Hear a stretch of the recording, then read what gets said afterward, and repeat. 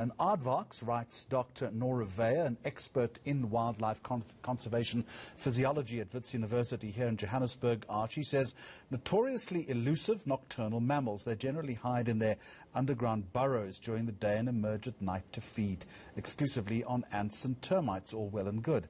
But now a new study that she's been involved in has found that during drought periods, these animals are struggling to find food and are increasingly seen during daytime.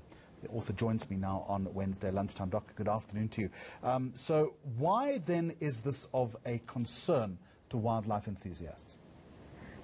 Yes, hi. Thank you very much in the first place for having me. Our study on aardvarks found that during drought periods, aardvarks were struggling to find food.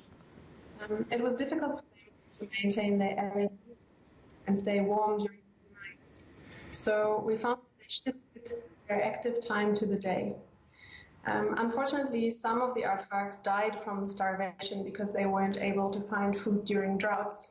And given the aardvarks' importance to ecosystem, we find that that can be of a big concern in future. So could you explain to us the importance in terms of the ecosystem, and if the situation then perpetuates, is this now an extinction issue? Well, on the red list of species of the International Union for Conservation of Nature, the aardvark is currently categorized as a species of least concern, but their numbers are not actually known because aardvarks are so elusive and secretive. We consider aardvarks to be threatened in the drier parts of their distributions in Africa, such as the Kalahari, where we did our study and where climate change brings about droughts, which, as we have shown, can negatively impact aardvarks.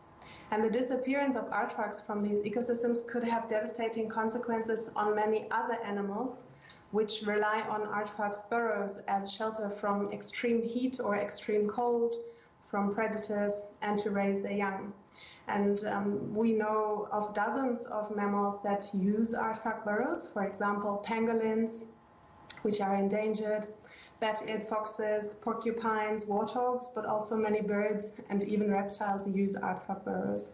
And since climate change is bringing on more heat and aridity, the aardvark burrows are likely to become much more important to all these animals in the future.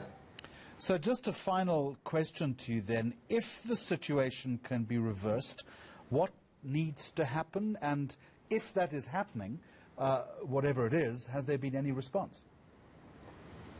Yeah, that's actually a very good question. A big issue, of course, is climate change, and climate change is perpetuating the situation. Climate change is already ongoing in southern Africa, which has experienced strong droughts in the last few years, as you're probably aware. And what needs to happen is that carbon emission worldwide needs to be reduced and to mitigate climate change. But also on the local level, it's very important that the habitat of aardvarks and many other mammals and animals in general need to be conserved, and they need to be well connected, because the connectivity of habitats in the environment is very important to ensure the survival of species. Thank you very much for joining us. Big global problems having an impact on small creatures.